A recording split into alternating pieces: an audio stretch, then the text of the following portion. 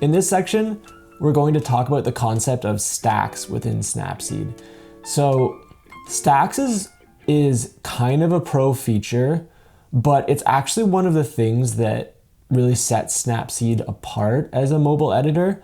It's related to the fact that Snapseed allows you to do non-destructive editing, but it's really useful for dialing in your edits, for going back and altering things and just making the most of Snapseed once you get the hang of it. So I'm gonna just walk through the process of editing a photo and showing how I use stacks within that. So check out this picture that I took of this teenage boy in Cascais, I think that's how you say it right, in Portugal, jumping off some docks. So first thing I'm gonna do is I'm gonna crop and I'm going to just level out that horizon. Yeah, I like that.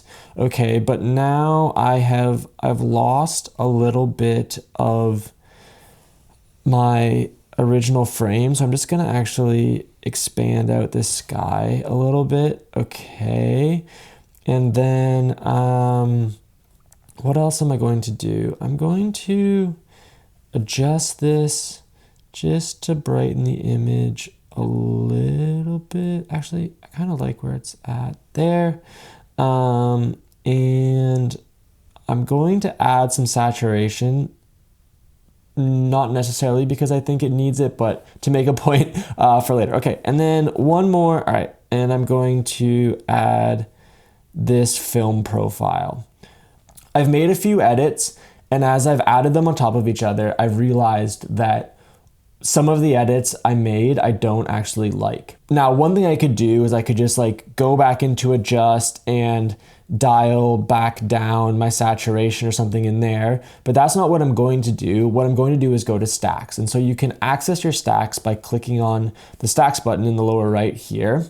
And now what you can see in this view is this will show me every edit I've made. And so there's a couple things. I'm just going to show you how this view works and then how to actually use it. So one thing is, as I click down this stack, what it does is it always deselects everything above the edit in that stack. So as I go back up, I'm adding in more of my adjustments. Okay, so that's one of the things that you can do in stacks. Another thing that you can do in stacks is if you are done with your edit and you really like how it looks and you know that you want to edit in that style in the future, you can actually save it as a look, which I'll talk about in another session of this video, but just to show you, so I can save this as a look for future use from here. Now that I added this film, I realized that I really don't like the saturation that I did in this step. So what I can do is I can actually go back in, select edit, and now when I go here, I see all the changes I made before, changing the brightness and upping the saturation. So what's a bit tricky about the way this works is that we've kind of returned in time to the point I was editing this. So I can't actually see the film application that I did after this. So I kind of have to remember what it is I wanted to do. So what I wanted to do was return the saturation to a more natural level. And what I'll see now is when I accept that, okay, so now I'm back in stacks view, but I'm still at that same stack level. So to actually complete my edit, I have to reselect the film look. And now you can see that if I click done, that the skin tone is looking better.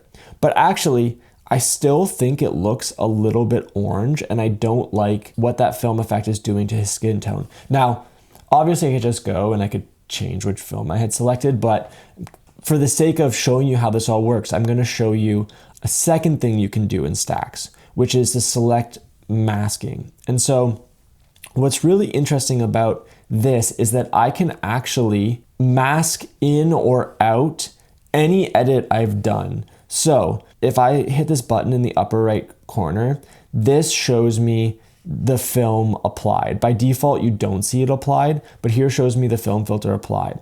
If I select the eraser, I can actually go in and erase the film effect from the kid jumping off the dock. And so what I'll see is that his skin tone is now looking much more natural, right? And so if I go back out, so you can now see that his skin tone isn't so orange and sort of unnatural. Now, obviously it looks weird because everything else has grain and this doesn't, but it's an example of how that works, okay? And then we also have this sort of overlay view, and so you can actually see where I've masked out that film application. And this can work on the inverse as well, right? So let's say that I had done a very small localized edit and I wanted to expand it. I could use this plus button and actually like add it back in as well if I wanted to, okay? And I can add it back into varying degrees, which is interesting. So like, let's say if I erase some, okay, and then I only wanted to add it in a little bit, so you can see that like the shade of red is much less because it's actually just adding in a fraction of that film application. So yeah, that's definitely a pro tool, but you can do all kinds of really interesting creative stuff within masking in Stacks. A couple more things to know, just like kind of gotchas about Stacks. So one, let me go back here. Now I would recommend that you always start with auto, but let me say like I've done all this and I'm like, oh, I want to see what auto will do to my image. And okay, so it's like brightened it and done a number of things to my image. The other thing you should know is like, let's say I go back to auto and I click done. Whatever stack level is selected when you exit that view, that is what you will see. So you'll see that like my crop and leveling is gone, my film application is gone, my expansion of the sky is gone because I've only jumped back in at the level I had selected. But don't fear, all is not lost. You can go back to stack views, that information is preserved. One more thing on stacks. I know we've covered a lot, but I want to show the tie-in with why stacks and non-destructive editing is really valuable. So if I go to save this image and I'm going to save it as an original or as a copy on iOS. Android has similar but slightly different options, but you'll get the same information whether or not you're saving a version that has edits that can be reverted or not. So if I save this to original, or a copy, so I'll select save a copy. So we're saving everything. Okay, and now I go to my saved copy here. The great thing about Snapseed is that I still have my entire editing stack. So I can at any time come back to this image and tweak anything, and I'll still have that full stack. Stacks tool, there's a ton in there. It's one of the things that makes Snapseed really great. It takes a minute to learn, but once you do, I think it really pays dividends. All right, so we just talked about stacks. Now we're gonna talk about a very related concept called looks, specifically creating your own looks. This again is one of the things that I think makes Snapseed great.